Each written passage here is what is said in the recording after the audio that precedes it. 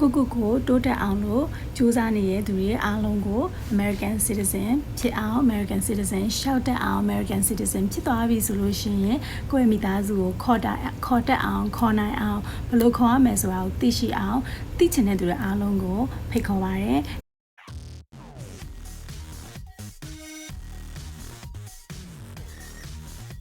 လုံးပဲမင်္ဂလာပါရှင် Promise USA YouTube Channel ကနေပြီးတော့နှုတ်ခွန်းဆက်တာလိုက်ပါတယ်ဒီနေ့မှာပြပြပေးမယ့်အကြောင်းအရာကတော့ American Citizen တယောက်ကကိုယ့်ရဲ့မိသားစုเนาะဘလို့မိသားစုဝင်တွေကိုဘလို့နီးတွေနဲ့ကိုနဲ့တူတူနေထိုင်ဖို့အတွက် United States America ကိုဘလို့ခေါ်ကြမလဲဘာ form နေတင်ကြမလဲเนาะဘလို့ visa တွေအတွက်ကိုဘာ form နေတင်ကြမလဲဆိုတဲ့အကြောင်းအရာလေးပဲဖြစ်ပါတယ်အရင်စိတ်ဝင်စားဖို့ကောင်းတဲ့အကြောင်းအရာလေးဖြစ်တဲ့တည်ထိုက်တယ်ကိုမှမိသားစုဝင်ရှိတယ်အမေရိကမှာမိသားစုဝင်ရှိရဲဆိုလို့ရှိရင်ဘလို့မိသားစုဝင်ကကိုခေါ်နိုင်မလဲဘလို့ form နဲ့ဘလို့ visa တွေကိုတင်ပြီးခေါ်နိုင်မလဲဆိုတာလေးကိုပြောပြပေးတော့မှာဖြစ်ပါတယ်เนาะပြီးခဲ့တဲ့အပတ်တုန်းကကြတော့ American Citizen US Citizen တရားဖြစ်နိုင်တဲ့သူအမျိုးအစား၄မျိုးကြောင်းပြောသွားတယ်အဲ့ဒီအကြောင်းအရာလေးကိုမမေ့လိုက်ဘူးဆိုရင်ဒီနားမှာ link လေးချပေးထားပါမယ်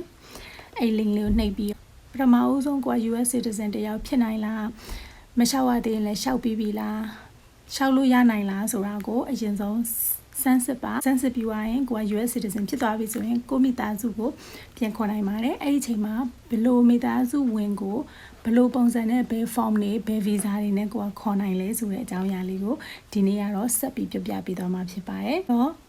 အရင်အပတ်ကပဲဗီဒီယိုလေးနောက်တစ်ခုရှိပါတယ်အဲ့ဒါလည်း link လေးဒီနားမှာချပေးထားပါမယ်เนาะအဲ့ဒီဗီဒီယိုလေးကတော့ကိုက US citizen ကိုမဖြစ်သေးဘူးဆိုလို့ရှိရင်ဘယ်လိုရှောက်မလဲရှောက်တဲ့အစင်10ဆင့်ပေါ့เนาะရှောက်ဖို့အစင်10ဆင့်အဲ့10ဆင့်အကြောင်းကိုလည်းပြောပြပေးထားပါတယ်ရှောက်ထားပြီးပြီဆိုရင်မဖြစ်မနေဖြေဆိုရမယ်မိကုံအခုတရားကိုလည်းဒီနေရာမှာ link ချပေးထားပါမယ် practice လုပ်ထားပေးရဲ့အစီအစဉ်လေးတွေရှိပါတယ်အဲ့တော့အဲ့ဗီဒီယိုလေးတွေကိုဒီမှာ link လေးတွေချပေးထားမယ်အဲ့ဒါလေးတွေကိုတွားပြီးတော့ကြည့်နိုင်ပါတယ်အခုချိန်ထိဗီဒီယိုလေးတင်လို့ရှင်လည်းအဆက်မပြတ်အားပေးတယ်စာတွေဆိုလို့ရှင်လည်းအဆက်မပြတ်လိုက်ချက်တယ်ကိုတိုးတက်အောင်လို့ကြိုးစားနေတဲ့သူတွေအားလုံးကို American Citizen ဖြစ်အောင် American Citizen ရှောက်တက်အောင် American Citizen ဖြစ်သွားပြီဆိုလို့ရှိရင်ကိုယ့်ရဲ့မိသားစုကိုခေါ်တက်အောင်ခေါ်နိုင်အောင်ဘယ်လိုခေါ်ရမလဲဆိုတာကိုသိရှိအောင်သိချင်တဲ့သူတွေအားလုံးကိုဖိတ်ခေါ်ပါရစေဒီဗီဒီယိုလေးကို like လေးလုပ်ထားပေးပါတကယ်ချင်းနေနဲ့မျှဝေပေးပါရှင် Okay အဲ့တော့ဒီနေ့ပြောပြပေးမယ့်အကြောင်းအရာလေးဆက်ရအောင်เนาะအဲ့ဒါကဘာလဲဆိုတော့ family of US citizen US citizen တယောက် US citizen ဖြစ်သွားပြီဆိုရင် US citizen ရဲ့မိသားစုဝင်တွေကိုသူဘယ်လိုပုံစံမျိုးနဲ့သူနဲ့တူတူနေထိုင်ခွင့်ရအောင်သူခေါ်လို့ရလဲဘယ်လို visa တွေလဲဘယ် form တွေလဲဆိုတာကိုအကျဉ်းချုပ်ပြောပြပေးသွားမယ်ပြီးတော့မှတစ်ခုချင်းစီနောက်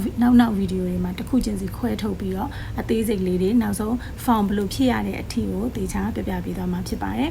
အဲ့တော့တချို့တွေကတော်တော်များများပေါ့နော် US citizen ဖြစ်သွားပြီဆိုရင်ကိုအမျိုးသမီးကိုခေါ်တယ်ကိုအမိဘကိုခေါ်တယ်ကိုသားသမီးကိုခေါ်တယ်ဆိုလို့ရှိရင်agent အပ်တဲ့လူရှိရယ် lawyer တွေနဲ့လုပ်တဲ့လူရှိရယ်တချို့ကလည်း case နည်းနည်းလေးရှုပ်ထွေးတယ် case ကနည်းနည်းလေး unique ဖြစ်တယ်ပေါ့နော်တုံတန်ရောဒီစာအုပ်ထဲမှာပါတဲ့စာရွက်စာတမ်းထဲမှာပါတဲ့ case လိုမျိုးမဟုတ်ပဲねနည်းနည်းလေးရှုပ်ထွေးတဲ့ case မျိုးဆိုလို့ရှင်တော့ lawyer အပ်တင်ပါတယ်အကယ်လို့အဲ့လိုမဟုတ်ဘူးပေါ့နော်ကျမဆိုရင်ဒါကတော့ကျမ experience အရာဆိုလို့ရှိရင်ဒီ immigration ကိစ္စတွေကိုကျမကိုယ်တိုင်ပဲကျမမိသားစုတို့ကျမကိုယ်တိုင်ပဲလုပ်ပါတယ်ဘယ်သူတော့မှလည်းလုပ်မပေးပါဘူးဆိုတော့ကျမရဲ့ experience တွေနဲ့ပေါင်းစည်းပြီးတော့တည်တည်ချာချာပြောပြပေးသွားမှာဖြစ်ပါတယ်လက်တန်းပြောမှာမဟုတ်ဘူးကျမအခု uscis.gov လို့ဒီမှာရေးပေးထားမယ်အဲ့ဒီ website ကအစိုးရပိုင်း government website ဖြစ်ပါတယ်အဲ့ဒီ website က form တွေကိုပဲဖြည့်ပြီးတော့အဲ့ဒီ website ကအဲ့ဒီ website မှာပြောထားတဲ့အကြောင်းအရာတွေကိုပဲကျွန်မဖတ်ပြရှင်းပြပြီးတော့မှဖြစ်ပါတယ်အဲ့တော့အဲ့ဒီ website လေးကိုတွားပြီးတော့ကျွန်မရဲ့ description ထဲမှာလည်း website လေးတွေချထားပေးမယ်အဲ့ဒီ အစိုးရပိုင်း website ကိုတွားပြီးကိုယ်တိုင်ဖတ်ရှုလေ့လာလို့လည်းရပါတယ်ကျွန်မပြောတဲ့အရာတွေကိုလက်တန်းလျှောက်ပြောပြီးလက်တန်းလျှောက်ယုံတာမဟုတ်ပဲねပို့ပြီးယုံကြည်အောင်ကိုလည်းတော့ဖတ်လို့ရပါတယ်เนาะ US citizen ကနေပြီးတော့ခေါ်လို့ရတဲ့မိသားစုဝင်9မျိုးရှိပါတယ်เนาะ9မျိုးရှိပါတယ်ပထမတစ်မျိုးကကြတော့ကိုယ့်ရဲ့ spouse US citizen မျိုးသမီးက US citizen မဖြစ်သေးတဲ့ကိုအမျိုးသားကိုခေါ်လို့ရပါတယ်ပြီးတော့ US citizen အမျိုးသားက မဖြစ်သေးတဲ့အမျိုးသမီးကိုခေါ်လို့ရပါတယ်ကိုမိန်းမသူမို့ယောက်ျားကိုခေါ်လို့ရတယ်ပေါ့နော်ပြီးတော့ကိုယ့်ရဲ့ခလေးကိုခေါ်လို့ရတယ်ခလေးလို့ပြောတဲ့ကလေးက children under 21 and married လက်မထပ်ထားတဲ့သူဖြစ်ရမယ်ပြီးတော့22နှစ်အောက်လည်းဖြစ်ရမယ်ဆိုရင်ခလေးကိုလည်းခေါ်လို့ရပါတယ်နောက်တစ်ခုကကြတော့နော် US citizen ရဲ့သားတွေသမီးတွေကိုခေါ်လို့ရတယ်အဲ့တော့ဒီ22နှစ်အောက်ကလေး22နှစ်လက်မထက်ရသေးတဲ့22နှစ်အောက်ကလေးကိုလည်းခေါ်လို့ရတယ်လို့လက်ထပ်ပြီးသွားတဲ့ကလေးတွေကိုလည်းခေါ်လို့ရတယ်ဗမာလို့ခေါ်ရင်ကလေးပေါ့ဒါပေမဲ့သူတို့ကတော့ဒီမှာ children လို့မသုံးတော့ဘူးလက်ထပ်ပြီးသွားပြီဆို children လို့မသုံးတော့ဘူးဟုတ်ပြီနော်22နှစ်ကျော်သွားပြီဒါပေမဲ့လက်ထပ်ပြီးသွားပြီဆိုသူက children လို့မသုံးတော့ဘူးเนาะအဲ့တော့ဒီကိုယ့်ရဲ့သားသမီး22နှစ်ကျော်သွားတဲ့သားသမီးဖြစ်စေ22နှစ်အောက်ဆိုပေမဲ့သူက married လုပ်သွားတဲ့အသားသမီးဖြစ်စေလဲခေါ်လို့ရပါတယ်။နောက်တစ်မျိုးကကိုယ့်ရဲ့မိဘပေါ့နော်အဖေအမေကိုခေါ်လို့ရပါတယ်။နောက်တစ်မျိုးကကြတော့ကိုယ့်ရဲ့ညီကိုမောင်နှမ siblings ကိုခေါ်လို့ရပါတယ်။နံပါတ်6ခု6ခုမြောက်ကကြတော့ကိုလက်ထပ်ဖို့ရည်ရွယ်ထားတဲ့သူ fiance လို့ခေါ်တာပေါ့နော်ကိုလက်ထပ်ဖို့ရည်ရွယ်ထားတဲ့သူကိုဒီဘက်ကိုခေါ်ပြီးတော့ရိုးမြေကြပေါင်းတင်တဲ့ဖို့ရည်ရွယ်ချက်နဲ့ခေါ်တာပေါ့နော်ဒီကိုခေါ်ပြီးလက်ထပ်မယ်လက်ထပ်ပြီးသွားရင်တူတူရိုးမြေကြပေါင်းတင်နေထိုင်သွားပါမယ်ဆိုရဲရည်ရွယ်ချက်နဲ့အဲ့ဒီ fiance ကိုဒီကိုခေါ်လို့ရပါတယ်အကယ်လို့ဒါနံပါတ်6ခုမြောက်ပေါ့နော် fiance ကအကယ်လို့အဲ့ fiance မှာသားသမီးရှိခဲ့တယ်ဆိုလို့ရှင်သူ့ရဲ့သားသမီးကိုလည်းခေါ်လို့ရပါတယ်ပြီးနံပါတ်9မြောက်ကကြတော့ဗာလဲဆိုတော့ကိုယ့်ရဲ့ spouse ပဲအမျိုးသမီးသို့မဟုတ်အမျိုးသားပဲဟုတ်ပြီနော်ဒါပေမဲ့ married လုပ်ထားပြီးပါပြီ fiance လို့ဒီကိုလာပြီးတော့မှ married လုပ်မှာမဟုတ်ဘူးကိုက married လုပ်ထားပြီးပါပြီဥပမာမြန်မာပြည်မှာဆိုလဲမြန်မာပြည်မှာလက်ထပ်ထားတဲ့အမျိုးသမီးသို့မဟုတ်ကိုယ့်ရဲ့အမျိုးသားပေါ့အဲ့ဒါဆိုဘာနဲ့တွားပြီးတော့ဆင်လဲဆိုတော့လေဒီခုနကပထမဆုံးပြောသွားရမလားကိုယ့်ရဲ့အမျိုးသမီးမျိုးသားကိုခေါ်လို့ရတယ်လို့ပြောရမလားအဲ့လိုပဲเนาะအခုပထမဆုံးပြောတာကကိုယ့်ရဲ့အမျိုးသမီးနဲ့အမျိုးသားကိုခေါ်လို့ရတယ်เนาะကိုယ့်ရဲ့မိန်းမသို့မဟုတ်ယောက်ျားကိုခေါ်လို့ရတယ်ဆိုရင်အခုနောက်ဆုံး9ခုမြောက်ကလည်းကိုယ့်ရဲ့အမျိုးသမီးသို့မဟုတ်အမျိုးသားကိုခေါ်လို့ရတယ်ဘာကွာလဲဆိုတော့ဒီ9ခုမြောက်ခေါ်တဲ့အမျိုးသမီးနဲ့အခုဒီ9ခုမြောက်ကျွန်မပြောတယ်ကိုမိန်းမသို့မဟုတ်ယောက်ျားကိုခေါ်တယ်ဆိုတာကပိုပြီးမြန်တယ်ဒီတရားဝင်လက်ထပ်ထားတဲ့အမျိုးသမီးအမျိုးသားစာရွက်စာတမ်းအနေနဲ့ကကြာနေရောတစ်နှစ်နှစ်နှစ်သုံးနှစ်ဆိုတာမျိုးအနည်းဆုံးကြာနေတယ်အဲ့ကြာနေမှာဆိုလို့ကြာနေတဲ့အချိန်မှာ तू ကအမျိုးသမီးအမျိုးသားကိုယ့်ရဲ့ spouse ကိုခေါ်လိုက်ကို့အမျိုးသမီးအမျိုးသားဆိုကြတဲ့ကသားသမီးတွေရှိရင်လည်းသားသမီးတွေပါခေါ်လိုက်ပြီးတော့မှဒီစာရွက်စာတမ်းကိုဒီမှာလူကနေရင်းနဲ့မှာစာရွက်စာတမ်းကို filing လုပ်သွားတဲ့ပုံစံဖြစ်ပါတယ်အဲ့တော့တိတ်မရှုပ်သွားအောင်လို့နောက်ထပ်တစ်ခေါက်ထပ်ပြောပြပါမယ်လက်ထပ်ထားတဲ့အမျိုးသမီးမျိုးသား spouse ကိုခေါ်လို့ရပါတယ်ကိုယ့်ရဲ့သားသမီး under 21 or unmarried ခေါ်လို့ရပါတယ်ကိုယ့်ရဲ့သားသမီးဖြစ်ပေမဲ့လည်းကိုယ့်ရဲ့သားသမီး married လည်းဖြစ်သွားပြီ21လည်းကျော်သွားပြီခေါ်လို့ရပါတယ်နောက်တစ်မျိုးကကိုယ့်ရဲ့မိဖကိုခေါ်လို့ရပါတယ်နောက်တစ်မျိုးကကြတော့ကိုယ့်ရဲ့မောင်နှမတွေကိုခေါ်လို့ရတယ်ကိုလက်ထပ်ဖို့ရည်ရွယ်ထားတဲ့သူကိုခေါ်ပြီးတော့လက်ထပ်လို့ရတယ်ကိုလက်ထပ်ပြီးသားမိသားစုဝင်ဖြစ်တဲ့ဒီကိုရဲ့ spouse ကိုရဲ့အမျိုးသားသို့မဟုတ်အမျိုးသမီးရဲ့ကိုကလေးတွေရဲ့ကိုလည်းနောက်ထပ် visa เนาะ visa အသစ်တစ်မျိုးနဲ့ပေါ့နော်အဲ့ visa ကို K3 and K4 visa လို့ခေါ်ပါတယ်အဲ့ဒါလေးလည်းတခြားရှင်းပြသွားမယ်အဲ့ဒါနဲ့လည်းခေါ်လို့ရပါတယ် okay အဲ့တော့9မျိုးရှိပါတယ်เนาะခေါ်လို့ရတဲ့သူ9မျိုးရှိပါတယ်ပထမဆုံးခုနကပြောပြသွားတယ်ကိုယ့်ရဲ့ယောက်ျားသို့မဟုတ်မိန်းမပေါ့เนาะလက်ထပ်ထားတဲ့ယောက်ျားသို့မဟုတ်မိန်းမကိုခေါ်ပြီးဆိုရင်เนาะအဲ့ဒီခေါ်တဲ့သူကရောက်လာပြီဆိုလို့ရှိရင်ဘာရမလဲဆိုတော့သူက green card ရမယ်ပြီးရင်ဘယ်လို form ကိုတင်ရမလဲဆိုတော့ green card ဆိုတာ permanent resident ပေါ့เนาะ permanent resident ဆိုတာဒီနိုင်ငံမှာအမြဲတမ်းနေထိုင်ခွင့်အမြဲတမ်းနေထိုင်တာကြာသွားပြီဆိုလို့ရှိရင်သူကလည်းနောက်တနေ့တစ်ချိန်မှာ US citizen ဖြစ်သွားမယ်သူရဲ့မိဘခုန US citizen ရဲ့ရောက်ခမကိုအဲ့လိုနေနဲ့ခေါ်လို့ရပါတယ်เนาะဟုတ်ပြီအဲ့တော့ကိုယ့်ရဲ့ယောက်ျားသို့မဟုတ်မိန်းမเนาะလက်ထပ်ထားတဲ့ကိုယ့်ရဲ့ယောက်ျားမိန်းမကိုခေါ်ပြီးဆိုလို့ရှိရင်ဘာ form ကိုတင်ရမလဲဆိုတော့ I-130 ဆိုတဲ့ form ကိုတင်ရပါမယ်အဲ့ဒီ form လေးရဲ့ link တွေအကုန်လုံး description မှာချထားပေးပါမယ်ရှင်လေ့လာနိုင်ပါတယ်နောက်ဆိုရင်အဲ့ form တွေဘယ်လိုဖြစ်ရမလဲဆိုတာကိုလည်းသေချာပြပြပေးသွားမှာဖြစ်ပါတယ် okay နောက်တစ်ခုကကြတော့နောက်ထပ်အဲ့ဒီ form နဲ့ပဲပြီးပြီလားဆိုတော့မပြီးသေးပါဘူးသူက I-130 ဆိုတာဘာလဲဆိုတော့အခုဒီ US citizen ကသူ့ရဲ့အမျိုးသမီးကိုခေါ်တယ်ဆိုပါဆိုသူတို့နှစ်ယောက်ရဲ့ relationship အကြောင်းကိုရေး ဖြည့်ထားတဲ့စာရွက်စာတမ်းဖြစ်ပါတယ် I-130 ဆိုတာသူတို့2ယောက်ရဲ့အကြောင်းကိုဖြည့်ထားတဲ့စာရွက်စာတမ်းဖြစ်ပါတယ်အဲ့တော့အဲ့ဒီ form ပြီးသွားလို့ရှိရင် I-485 ဆိုတဲ့စာရွက်စာform တစ်ခုဖြည့်ရမယ်အဲ့ I-485 ကဘာလဲဆိုတော့ green card ရနိုင်တဲ့စာရွက်စာတမ်းဖြစ်ပါတယ်နောက်တစ်ခုကကြတော့ I-864 ဆိုတဲ့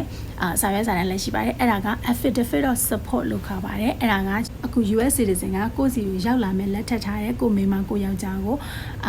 support လုပ်နိုင်မလား financially support လုပ်နိုင်မလားဆိုတာကိုသူတို့ကအဲ့စာရွက်စာတမ်းထဲမှာဖြည့်ခိုင်းတာဖြစ်ပါတယ်အချိန်ကအနည်းဆုံးတစ်နှစ်ကနေပြီးတော့3နှစ်လောက်ဒီ ACC ကြာတတ်ပါတယ်တချို့ case တွေမှာတစ်နှစ်လောက်ကြာတတ်တယ်လို့တချို့ case တွေမှာလည်း3နှစ်4နှစ်လောက်ထိကြာတတ်ပါတယ် US citizen တယောက်ကနောက်တစ်မျိုးကဘယ်သူတွေကိုခေါ်လို့ရသေးလဲဆိုတော့ကိုယ့်ရဲ့ကလေးတွေကိုခေါ်လို့ရတယ်ကိုကလေးကဘလို့ကလေးမျိုးလဲဆိုတော့ unmarried and under 21ဟုတ်ပြီနော်အဲ့တော့ unmarried နဲ့ under 21ဆိုလို့ရှိရင်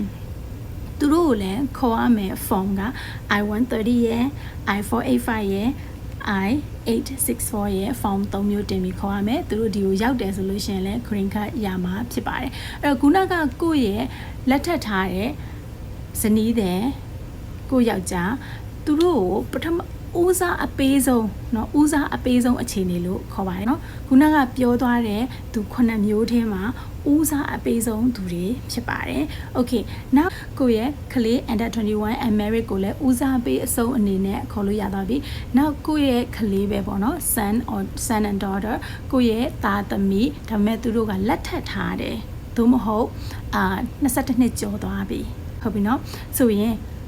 ခေါ်လို့ရတယ်ဒါပေမဲ့ဦးစားပေးအခြေအနေမဟုတ်တော့ဘူးโอเคဦးစားပေးအခြေအနေနံပါတ်ထဲမှာဘယ်လောက်တော့ပါမလဲဆိုတော့ဒီကိုယ့်ရဲ့ကလေးကလက်မထက်သားရသေးဘူးဒါပေမဲ့22နှစ်ကျော်သွားပြီဆိုလို့ရှိရင်ဒါဦးစားပေးအခြေအနေနံပါတ်1เนาะဦးစားအပေးဆုံးတော့မဟုတ်တော့ဘူးဒါပေမဲ့ဦးစားပေးအခြေအနေနံပါတ်1ထဲမှာပါသွားပါတယ်အဲ့ဒီအတွက်ကြောင့်မို့လို့ဒီကိုယ့်ရဲ့ spouse ကိုခေါ်တာပဲဖြစ်ဖြစ်ကိုယ့်ရဲ့ကလေးကိုခေါ်တာပဲဖြစ်ဖြစ်ထက်စားလို့ရှိရင်ဒီလက်မထက်ထားသေးဘူး22နှစ်ကျော်သွားတဲ့ကလေးက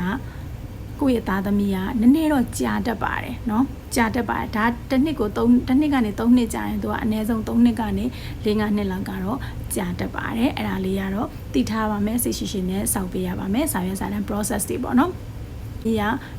married ဒါပေမဲ့22နှစ်ကတော့ကျော်သွားပြီပေါ့နော်ဟုတ်ပြီအဲ့ဒါဆိုရင် married ဖြစ်သွားပြီဆိုရင်ဘယ်လိုလုပ်မလဲ married ဖြစ်သွားပြီဆိုလို့ရှိရင်ခေါ်လို့ရတယ်မရဘူးမဟုတ်ဘူးเนาะဒီတယောက်တည်းမှာပဲเนาะခေါ်လို့ရတယ်မရဘူးမရဒီတစ်မျိုးတည်းမှာပဲเนาะရှုပ်နေရเนาะ married ဖြစ်နေတယ် married ဖြစ်သွားပြီဆိုရင်ဘာဖြစ်သွားလဲဆိုတော့ဦးစားပေးချိန်နေနံပါတ်3ကိုရောက်သွားတယ်နံပါတ်2တောင်မဟုတ်တော့ဦးစားပေးချိန်နေနံပါတ်3ကိုရောက်သွားပါတယ်ဆိုတော့ဒါthird preference ထဲကိုဝင်သွားတာပေါ့နော်ဒီနှစ်ယောက်ကဦးစားအပေးဆုံးဖြစ်တဲ့သူကကြတော့ဦးစားပေးအခြေအနေနံပါတ်3ကိုရောက်သွားပါတယ်